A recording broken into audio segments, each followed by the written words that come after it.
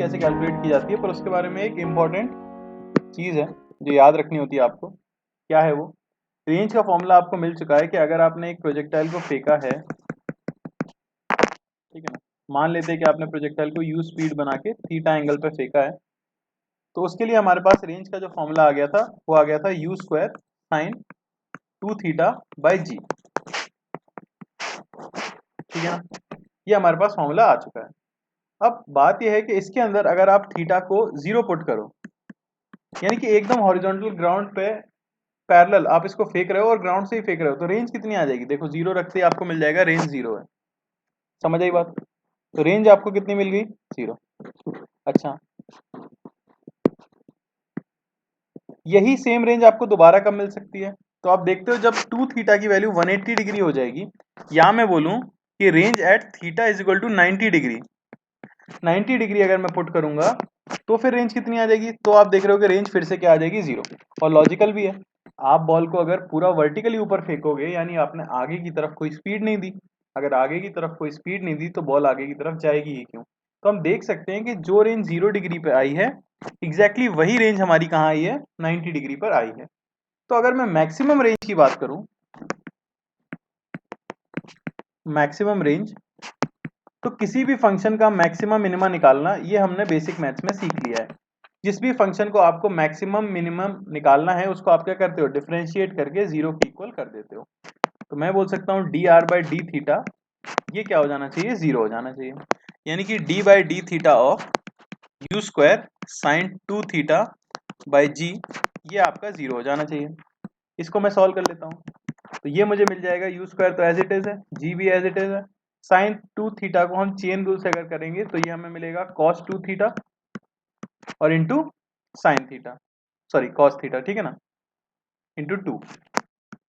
ये आ गया आपके पास क्या? डिफरेंशिएशन इस चीज का। इसे हमें क्या करना है? 0, ठीक है ना।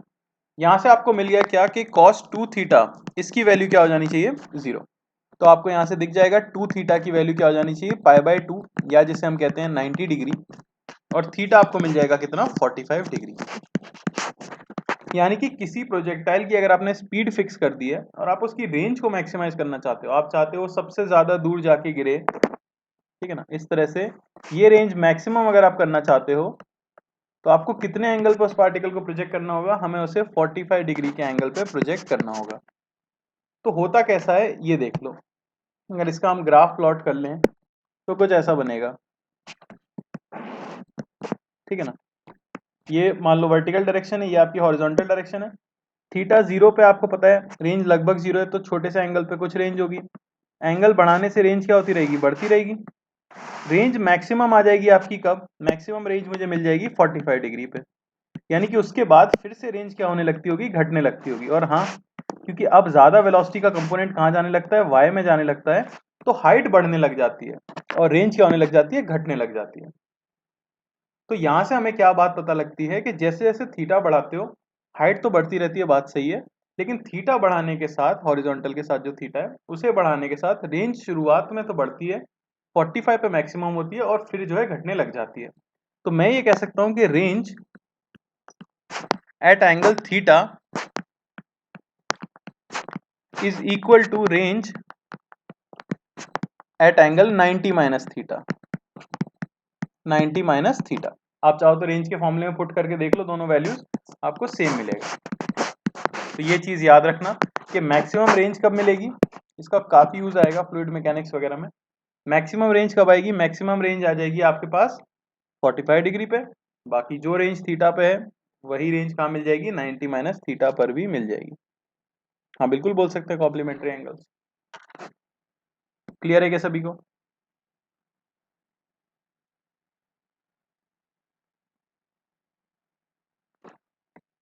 चलो ठीक है ना। तो इस पे एक साधारण सा सवाल करेंगे, एकदम सभी का सही आंसर आना चाहिए। तो यहाँ हमारे पास एक बॉल है जिसे आप प्रोजेक्ट कर रहे हो 50 मीटर पर सेकंड से 37 डिग्री पे, और ये है हमारे पास एक मनुष्य, ये डिस्टेंस है x, ठीक है, सॉरी।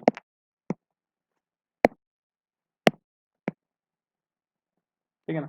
हम इसे प्रोजेक्ट कर सकते हैं 45 डिग्री पे, ये डिस्टेंस है x, आपको बताना है x max for man to catch the ball. बहुत सिंपल सा क्वेश्चन, सबका आ गया होगा, काफी सिंपल है। आपको पता है कि रेंज को मैक्सिमम करने के लिए थीटा कितना हो जाना चाहिए, 45 डिग्री हो जाना चाहिए। यानी बेसिकली आप 50 मीटर पर सेकेंड से अपने ऑब्जेक्ट को फेंक रहे हो और कितना एंगल बनाते हुए, 45 डिग्री एंगल बनाते हुए फेंक रहे हो। तो ऐसे में आपको दिख जाएगा कि x में स्पीड जो आ जाएगी वो आ जाएगी 50 cos 45 डिग्री यानी कि 25√2, और y में भी स्पीड जो आ जाएगी वो आ जाएगी आपकी 50 sin 45 डिग्री यानी वो भी 25√2। या फिर सीधे से आपको पता है थीटा 45 है तो रेंज का फॉर्मूला लगा दो। रेंज मैक्सिमम कितनी हो जाएगी, फॉर्मूले में रख देते हैं u square sine 2 theta by G, theta को मैं 45 रख देता हूँ तो ये आ गई u स्क्वायर बाई जी, यानी कि 50 का स्क्वायर बाई 10, तो ये आपको मिल गया 250 मीटर्स। सिंपल सा सवाल है, ठीक है ना। यहाँ पे इसको फॉर्मूले की तरह भी याद रख सकते हो आप, आर मैक्स की जो वैल्यू आती है वो सिंपली हो जाती है u स्क्वायर बाई जी। अगर आप 45 डिग्री पे फेंक रहे हो तो रेंज का सीधा फॉर्मूला हम याद रख लेते हैं u स्क्वायर बाई जी। कोई दिक्कत किसी को, ठीक है ना। तो ये एक छोटी सी चीज़ है जो याद रखनी होती है, डायरेक्ट फॉर्मूला यूज कर सकते हो यू स्क्वायर बाई जी, या फिर आप जैसे हम रेंज निकालते थे उस हिसाब से भी चलोगे तो यही आंसर आएगा, ठीक है। एक क्वेश्चन और कर लेते हैं।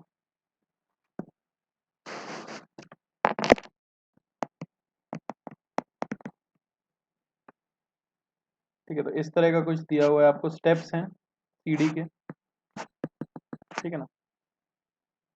हर स्टेप की हाइट h है, विड्थ b है, और बॉल जो है यहाँ से रोल होती है स्पीड u से। तो आपको बताना है ball hits the edge of nth step, तो n क्या होगा। तो मैं मान लेता हूं कि n स्टेप्स उसने पार किए हैं, तो n स्टेप्स पार किए हैं तो देखो एक स्टेप की ये थिकनेस b है, तो n स्टेप्स की थिकनेस कितनी हो जाएगी nb। एक स्टेप की हाइट h है तो n स्टेप्स की हाइट कितनी हो जाएगी मेरे भाई, n स्टेप्स की हाइट हो जाएगी आपके पास nh। समझ आया। तो देखो हमें पता है हॉरिजॉन्टल प्रोजेक्शन फ्री फॉल की तरह होता है, तो टाइम ऑफ फ्लाइट के लिए तो मैं क्या यूज कर सकता हूँ, टाइम ऑफ फ्लाइट के लिए सिंपली आप लिख सकते हो t हो, ठीक है ना। तो एक तो डायरेक्ट टाइम ऑफ फ्लाइट का फॉर्मूला हम ये यूज कर सकते हैं, या फिर S Y is equal to U Y plus half A Y T square. S Y हमें पता है कितना है N H, U Y 0 plus half G T square, दोनों से ही सेम फॉर्मूला आ रहा है, ठीक है ना। ये पुट कर देंगे तो बस रेंज हमें मिल जाएगी कितनी, रेंज आपकी हो गई है एन बी, और ये हो जानी चाहिए u इंटू टी। तो u है हमारा u और t है under root 2nh by g, ये हो जाना चाहिए क्या एन बी, स्क्वायर कर दो।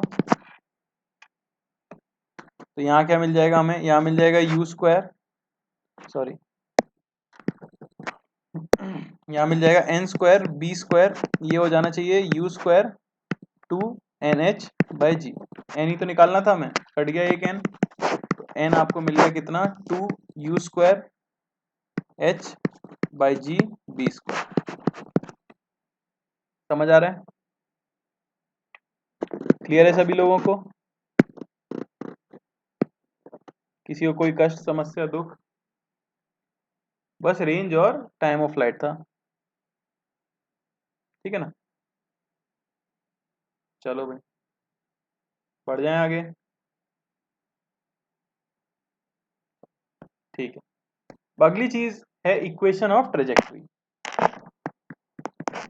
तो इक्वेशन ऑफ ट्रेजेक्ट्री का ऐसा है कि बिना इसे पढ़े भी आप क्वेश्चंस तो कर सकते हो, पर फिर भी याद रखना बेटर रहता है, क्योंकि ये बेसिकली एक डिराइव्ड रिजल्ट है, ठीक है ना, कोई खास चीज नहीं है, रिजल्ट है।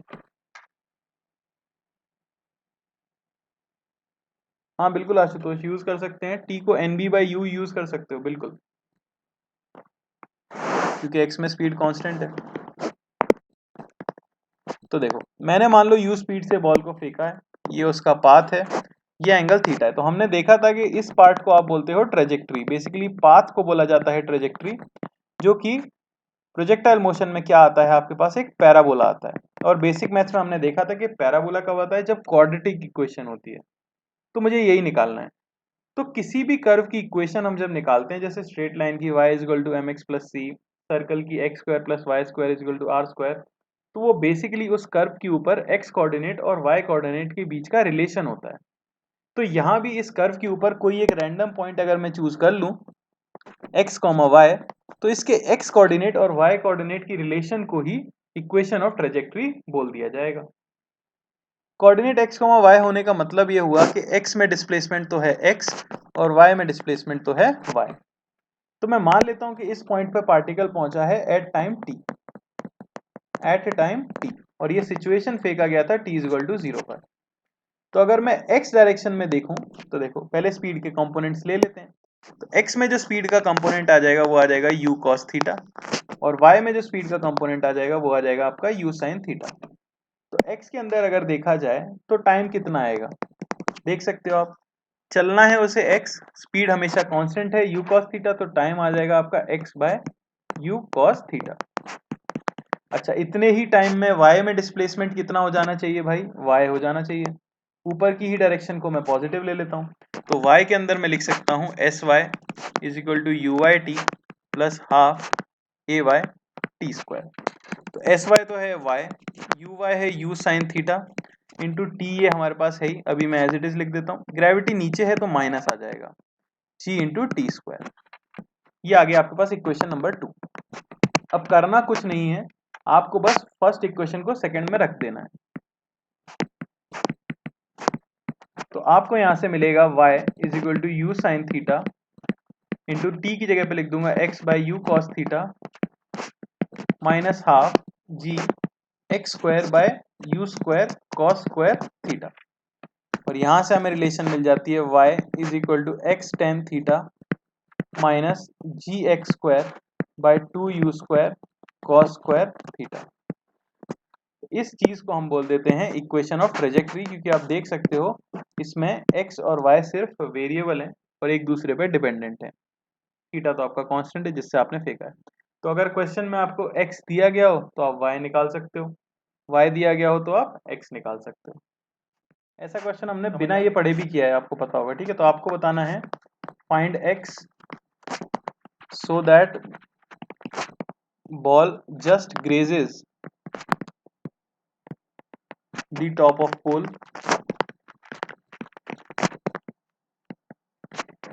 दूसरा आपको बताना है रेंज, और ये तो टाइम पास के लिए पूछ ही लेते हैं, time of flight, maximum height, revision ही हो जाएगा। तीसरा मैं पूछ लेता हूं आपसे वेलोसिटी, या पूछ लेते हैं speed at t is equal to 1 second. तो x में स्पीड क्या दी गई है, x में स्पीड आपको दी गई है 40√2 cos 45 यानी कि 40 मीटर पर सेकेंड, और y में स्पीड भी दी गई है 40 मीटर पर सेकेंड। तो सेकेंड पार्ट में पहले सॉल्व कर रहा हूँ क्योंकि वो बहुत ही आसान है। Time of flight 2u(y) by g, 40 से ऊपर फेंका है, 4 सेकंड ऊपर 4 सेकंड नीचे, 8 second answer. Maximum height y में स्पीड का square by 2g 80 metre. Range बहुत ही आसान, x में speed into time of flight 320 metre. इसमें तो आपको टाइम लगना ही नहीं चाहिए, ठीक है ना। पहला part x so that ball just grazes the top of the pole, यानी बॉल कुछ इस तरह से जाएगी। तो ये पॉइंट जो है ये आपकी ट्रेजेक्ट्री पे लाई करना चाहिए। तो ट्रेजेक्ट्री की इक्वेशन है y is equal to X tan theta minus G X square by two U square cos square theta. तो इसे मैं लिख सकता हूँ y कोऑर्डिनेट यानी 60 इज इक्वल टू x मुझे फाइंड करना है 1045 minus 10x square by 2 into 40√2 का स्क्वायर कॉस स्क्वायर थीटा यानी कि कॉस 45 डिग्री का होल स्क्वायर। आप देख सकते हो x के अंदर क्वाड्रेटिक बन रही है, इसे आप सॉल्व कर लोगे। समझ आ रहा है? इसे हम सॉल्व कर सकते हैं। क्या बनेगी हमारे पास इक्वेशन? तो ये बन जाएगा 60 is equal to X minus 10x² by 2 into 3200 into 1/2, ऐसा कुछ बन रहा है। तो ये बहुत ही गंदी सी इक्वेशन है, इसे आप सॉल्व कर लोगे किसके लिए? x के लिए। पर बेटर क्या होता? बेटर होता कि आप क्या करते, पहले टाइम निकाल लेते। S Y is equal to U Y T plus half A Y T square. तो y में डिस्प्लेसमेंट है 60, इनिशियल स्पीड 40, ग्रेविटी नीचे 10 टी स्क्वायर। समझ आया? तो इक्वेशन आपको मिलती कितनी? T square minus 8t plus 12 is equal to 0। ठीक है ना? और यहां से आपको मिल जाता है t is equal to 6,2 second. तो बेसिकली आपका पत्थर इतनी हाइट पे एक तो 6 सेकंड पे होगा और एक 2 सेकंड पे होगा। तो अब x बताना आसान था। x सिंपली क्या हो जाता? ux into T. तो x1 तो मिल जाता मुझे 40 इंटू 6 और x2 मुझे मिल जाता 40 इंटू 2। यानी एक तो 120 मीटर पे रख सकता हूँ और दूसरा 240 मीटर पे मैं रख सकता हूँ। समझ आई क्या बात? कुछ गलत कर दिया मैंने? मैथ नहीं आती मुझे, शर्म से डूब मरना चाहिए। ठीक है, तो एक तो आ गया हमारे पास 240 और एक आ गया 80 मीटर। समझ आया? तो मेरे हिसाब से आपको भी लगा होगा दूसरा मेथड आसान है, लेकिन अपने जीवन में कुछ लोग बहुत आलसी होते हैं तो वो रट सकते हैं इस चीज को। क्लियर है क्या? क्लियर है सभी को? तो इस पर मैं बहुत ज्यादा क्वेश्चन नहीं कराऊंगा क्योंकि क्वाड्रेटिक इक्वेशन सॉल्व करनी है बस। ठीक है, सवाल देखो अब। थोड़ा सा अच्छे सवाल के ऊपर जा रहे हैं, अच्छी क्वालिटी का क्वेश्चन है। अगर मैंने पहले नहीं कराया है आपको तो, या आपने जीवन में पहले नहीं किया है तो। जीपी वाला सम, बिल्कुल। तो ये रही आपकी बॉल, ये फेंकी गई है 50 मीटर प्रति सेकंड से। ये एंगल है आपका 37 डिग्री। बस एक स्पेशल बात है इसमें, ठीक है, तो वो ये है कि each time the ball bounces its velocity is half. Her bar basically होगा क्या, अपन बस यही पढ़ते थे कि ऐसे जाके गिर जाएगा, पर ऐसे रुकती थोड़ी है असली जिंदगी में, बॉल तो ऐसे चलती रहती है ना। तो उन्होंने कहा हर बार जब वो टिप खाएगा, ठीक है, तो उसकी velocity is half in Y direction. समझ आ रही है बात? सिर्फ वाई डायरेक्शन की वेलोसिटी बदलती है और वो कैसी हो जाती है? हाफ हो जाती है। समझ आया? तो आपको ये बताना है कि time after which ball stops, दूसरा आपको बताना है distance after which ball stops,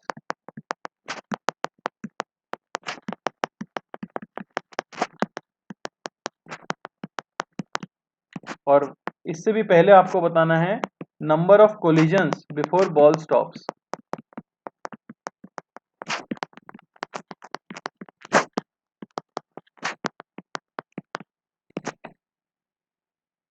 ठीक है ना भाई? तो यही मेरा पहला सवाल है, जीरोथ क्वेश्चन। ये मेरे साथ वही हो गया जो थर्मोडायनेमिक्स के साथ हुआ। ठीक है, उन्होंने जीरोथ लॉ दिया, मैंने जीरोथ क्वेश्चन दिया। आपको बताना है number of collisions before ball stops. Ball रुके उससे पहले कितनी बार कोलाइड करेगी जमीन से। पहले पार्ट का आंसर चाह रहा हूं सिर्फ मैं, सभी लोग लिख दें, सभी लोग लिखें।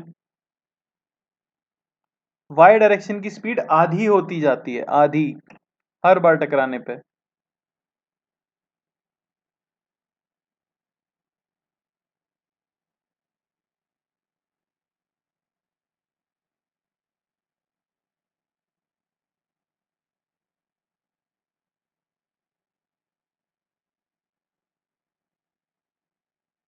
और अच्छी बात यह है कि ओरली सॉल्व होता है ये क्वेश्चन, ठीक है ना, ओरली सॉल्व होता है। घबराए हुए क्यों हो, पैसे थोड़ी लग रहे हैं, आंसर तो दो कम से कम जो मन में आ रहा है। कितने कोलिजन्स होंगे बॉल रुकने से पहले?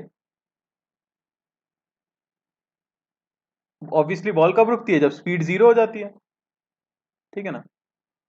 तो श्रेष्ठ ने कहा है 9 बार। बाकी नंबर ऑफ कोलिजन्स का आंसर चाह रहा हूँ सिर्फ मैं, प्लीज डिस्टेंस वगैरह मत बताओ, मैं सिर्फ पूछ रहा हूँ नंबर ऑफ कोलिजन्स। नेहा ने कहा है 8। ईशान ने कुछ नहीं कहा है, वो पता नहीं आगे किसी चीज का आंसर दे रहे हैं, जो मैं पूछ रहा हूँ उसका आंसर नहीं दिया है, पर ठीक है, आपने पहले किया होगा क्वेश्चन शायद। तानिया ने बोला है 9। और भी भाई 50 लोग हैं, लिख दो, टाइप करने का आलस किसे होता है। सौजित ने बोला है 9। ईशान इनफानाइट। यश 9। सौर्य इन्फिनिटी। शुभम 10। प्रताप 10। मतलब ये लोग रैंडम गैस कर रहे हैं, मैं समझ रहा हूँ, ठीक है ना। दक्ष ने बोला है 9। तो पहले क्वेश्चन का आंसर आता है there will be infinite collisions. क्यों ऐसा? क्योंकि बॉल कब रुकती है, जब नेट स्पीड 0 हो। वाई में स्पीड आधी होती जाती है, तो सोच के देखो, आपने इनिशियली इसे एक्स में फेंका है कितने से, 40 से, और इनिशियली वाई में आपने फेंका है इसे 30 से। तो एक बार जब ये कोलाइड करेगी, उसके बाद वाई में स्पीड होगी 15, उसके बाद 7.5, उसके बाद 3.75, उसके बाद इस तरह से चलते रहोगे तो जीरो कब आएगा, इनफाइनाइट कोलिजन्स के बाद आएगा। हाँ, तो सही था काफी लोगों का। क्या बॉल कभी रुकेगी? हाँ रुकेगी ना भाई। तो यही देखो, अगले सवाल में बोला गया है टाइम जिसके बाद बॉल रुकेगी, ठीक है। तो यहीं पे हम मैथ्स का इस्तेमाल करते हैं। आप ऐसा बताओ कि ये पहला कोलिजन होने में कितना समय लगेगा। तो इसमें तो किसी को टाइम नहीं लगना चाहिए, हम ट्रिक जानते हैं। 30 से ऊपर फेंका है, 3 सेकंड में ऊपर, 3 सेकंड में नीचे, तो यहाँ का टाइम जो है ना भाई, ये तो 6 सेकंड है। समझ आई बात? अच्छा, टकराने के बाद लौटेगी तो 15 से लौटेगी, 15 से ऊपर जाएगी तो अब टाइम ऑफ फ्लाइट क्या आएगा? अब टाइम ऑफ फ्लाइट क्या आएगा? 1.5 सेकंड में ऊपर, 10 से डिवाइड ही तो करते हैं, 1.5 सेकंड में ऊपर, 1.5 सेकंड में नीचे, तो इस अगले कोलिजन में टाइम आएगा 3 सेकंड। उसके अगले में लौटेगी कितने से, तो ये लौटेगी 7.5 मीटर पर सेकंड से। तो बताओ ऊपर जाने में कितना टाइम आएगा? ऊपर जाने में टाइम आएगा 0.75, 10 से डिवाइड करते हैं, नीचे आने का टाइम 0.75, यानी कि अगले में टाइम लगा 1.5 सेकंड। ऐसे इनफाइनाइट कोलिजन्स हो रहे हैं। तो मैं कह दूंगा कि टोटल कोलिजन्स जो टोटल टाइम लगने वाला है वो होगा हमारा 6 second plus 3 second plus 1.5 second, ऐसे हम जीवन भर करते रहेंगे इनफाइनाइट टर्म्स तक। तो इनफाइनाइट जीपी का आपने समेशन देखा होगा, कॉमन रेशियो 1 से छोटा होना कंडीशन होती है भी। आप कह सकते हो कि सम जो आ जाएगा टाइम का टी, वो हो जाएगा first term upon 1 minus common ratio. Common ratio 1/2 सबको देखना चाहिए। ये आ गया 12 सेकंड, यानी कि बॉल रुकेगी 12 सेकंड के बाद। क्लियर हुआ क्या सभी को? 12 सेकंड के बाद बॉल रुकेगी। डिस्टेंस, ये तो अब हलवा सवाल है। क्यों हलवा है? एक्स में स्पीड कभी बदलती नहीं है और टाइम आपको मिल चुका है। तो 12 सेकंड में एक्स में कितना चल लेगा, तो 12 इंटू 40, 480 मीटर। ठीक है, तो जो आपको प्रोबेबली इनफाइनाइट और इनफाइनाइट आंसर लग रहे थे, उनका फाइनाइट आंसर आता है। तो एक क्वेश्चन, एक अच्छा क्वेश्चन है और कोलिजन पे बेस्ड है, ठीक है ना। किस पे बेस्ड है? कोलिजन। ये सेंटर ऑफ मास में हम पढ़ेंगे, पर अभी हमने कर लिया है। टाइम नहीं समझ आया बेटा, टाइम जोड़ा है ना सारा मैंने। पहले का टाइम ऑफ फ्लाइट पता है आपको 6 सेकंड, दूसरे का 3 सेकंड, तीसरे का 1.5 सेकंड, तो ये टोटल टाइम ही तो ऐड करेंगे, इतने टाइम के बाद रुकेगी बॉल। इनफाइनाइट कोलिजन के लिए इनफाइनाइट टर्म्स होंगी एडिशन में, तो इनफाइनाइट जीपी को मैंने ऐड कर दिया है।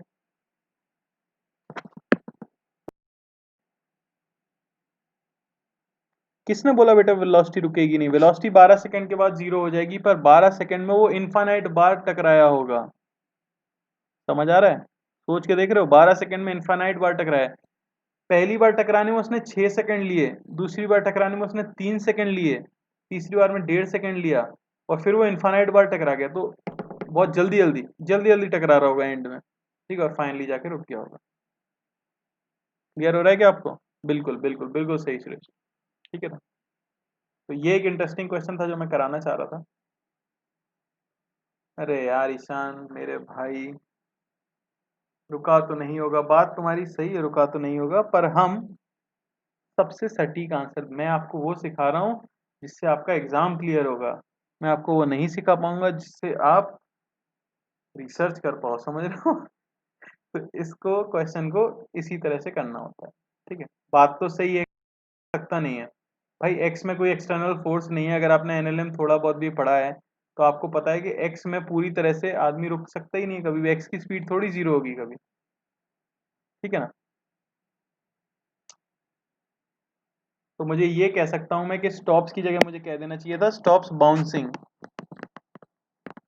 ठीक है ना। अगर रोल कर सकती होगी तो रोल रोल तो वो करती ही रहेगी। ठीक है, बाउंसिंग स्टॉप कर देगी। ठीक है ना। चलो एक्यूरेट अगर बोलना है तो ये लो। तो ये हो गया हमारा प्रोजेक्शन फ्रॉम ग्राउंड। अब हम अगली हेडिंग पे चल लेते हैं।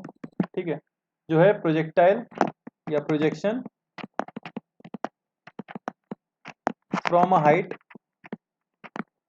इससे पहले हमने पढ़ा है horizontal projection from a height. अब हम पढ़ रहे हैं प्रोजेक्शन फ्रॉम अ हाइट, यानी कि जनरल, किस तरह से किसी हाइट से प्रोजेक्शन होता होगा। तो खुशी की बात यह है कि कोई फॉर्मूला नहीं है। ठीक है ना।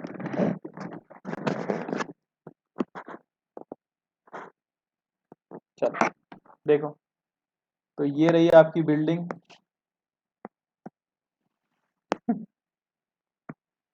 हाँ, ये रही आपकी बिल्डिंग और ये रही बॉल, और ये आपने फेंक दी ऊपर की तरफ कोई एंगल थीटा बनाते हुए।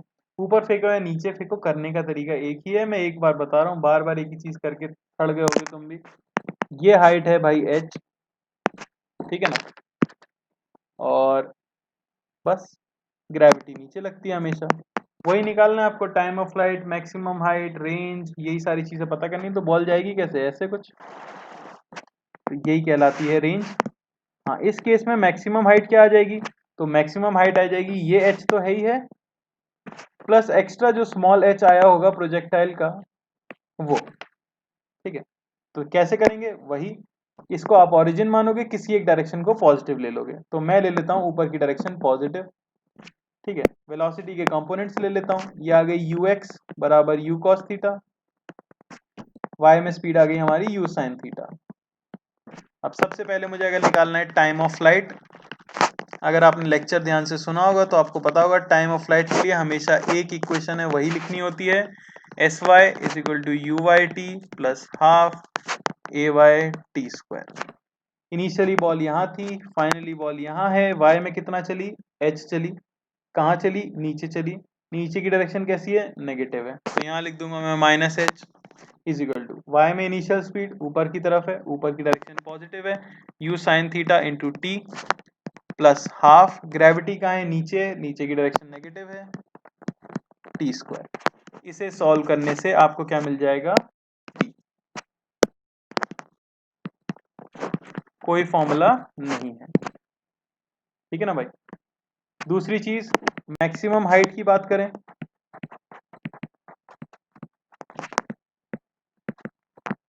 तो आप देख सकते हो साफ, मैक्सिमम हाइट की जो वैल्यू होगी वो हो जाएगी इस केस में h प्लस जो ये वाली हाइट है। तो ये तो हमें पता है ना, स्मॉल h के लिए तो आ जाता था u square sine square theta by 2g। इसी को अगर ग्राउंड मान लेते, ग्राउंड टू ग्राउंड प्रोजेक्शन, तो उसमें बस h ही तो जोड़ना है। ये आ गई अब आपके पास h मैक्स। तीसरी चीज आपसे कोई पूछ सकता है रेंज, जो कि दुनिया की सबसे आसान चीज है कैलकुलेट करना। रेंज, रेंज हो जाएगी आपकी x में speed into time of flight. बताओ किसी को कोई दिक्कत है क्या, कोई नया फॉर्मूला नहीं मिला है, सिर्फ मेथड देखा है हमने। क्वेश्चन करेंगे तभी सीख पाएंगे। बढ़ जाए भाई आगे, कोई समस्या नहीं है। चलो क्वेश्चन से।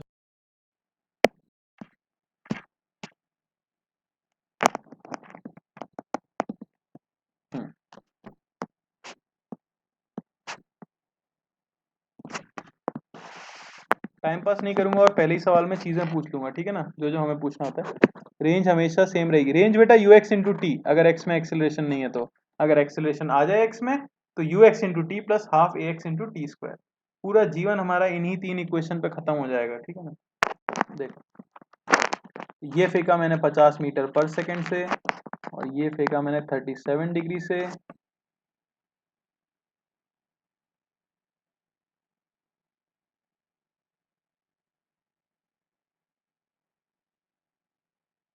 और ये हाइट है आपकी 135 metre. Time of flight, maximum height, range, पहले सवाल ये। दूसरा आपको बताना है स्पीड या वेलोसिटी। इससे पहले भी एक क्वेश्चन में मैंने स्पीड पूछी थी पर मैंने निकाली नहीं है। चलो ठीक। Velocity at T is equal to 8 second. तीसरा हाइट अबव ग्राउंड, ध्यान से करना, सारे आंसर एक साथ देना। At T is equal to 8 second, ये टी बराबर 0 की बात है।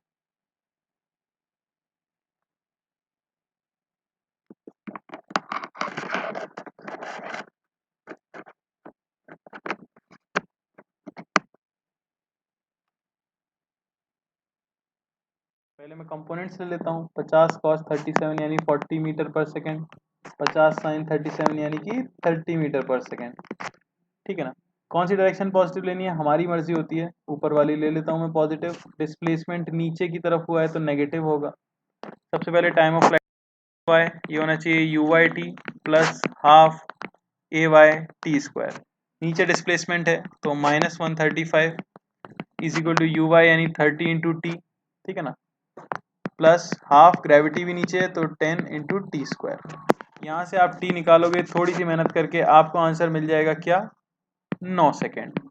मुझे कैसे पता है, क्योंकि मैंने ही सवाल दिया है। ठीक है।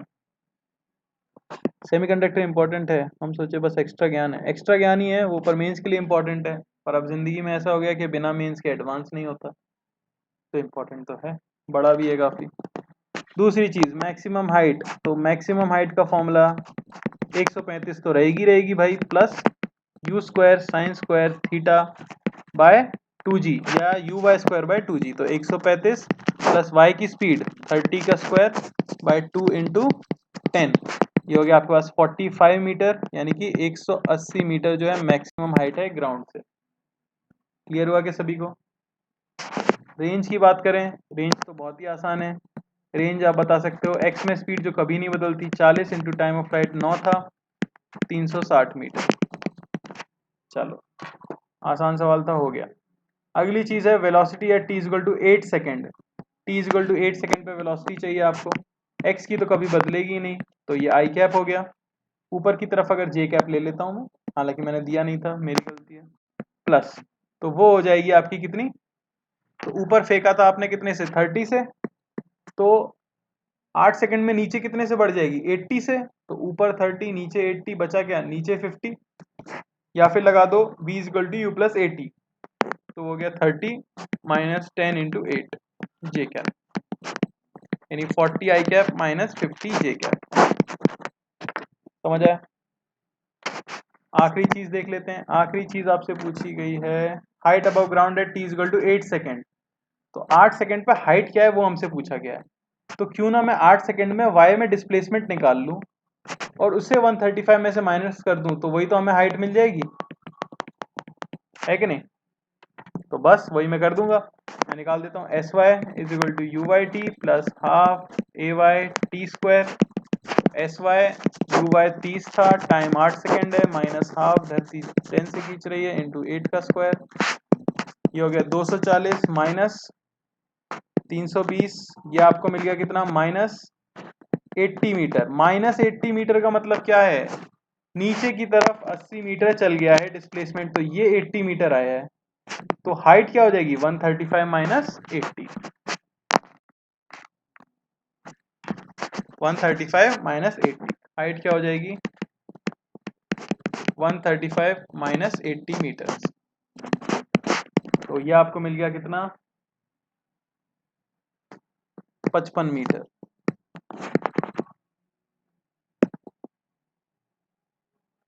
नहीं नहीं, आपकी इच्छा है यार, कहीं भी पॉजिटिव लो कहीं भी नेगेटिव लो, तुम्हें अब तो समझ आ जाना चाहिए कि हमें क्या निकालना है, ठीक है ना। वर्टिकल में 50 ले लिया, पूरी मेहनत बेकार होगी भाई। एच मैक्स के लिए हाँ ऊपर पॉजिटिव ले लो, बिल्कुल। अगर आप नीचे पॉजिटिव लेते तो ये हाइट नेगेटिव आई होती है आपकी, नेगेटिव आई, पर आपको ये तो पता है ना मुझे जोड़नी ही तो पड़ेगी क्योंकि बॉल तो ऊपर गई है। एकदम फॉर्मूला पे रिलाई मत करो, थोड़ा सा लॉजिक तो लगाओ। क्लियर है क्या सभी को? कोई डाउट किसी को? कोई समस्या? क्या कोई दुख? वर्टिकल प्रोजेक्शन पे एक सवाल और बनता है भाई, एक और कर लेते हैं ताकि जिन लोगों का नहीं हो पाया वो भी कर पाए। ये रही बॉल, 50 से ही फेंकेंगे हम तो। ये एंगल ले लेता हूं मैं 53 डिग्री, ठीक है ना।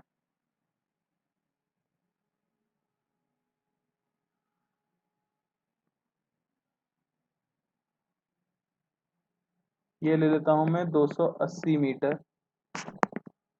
ध्यान से करना भाई, इस बार नीचे फेंका है बॉल को, तो time of flight, maximum height, range,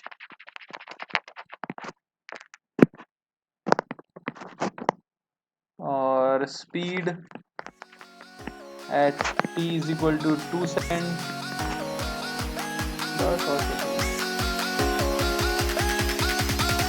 बताओ भाई।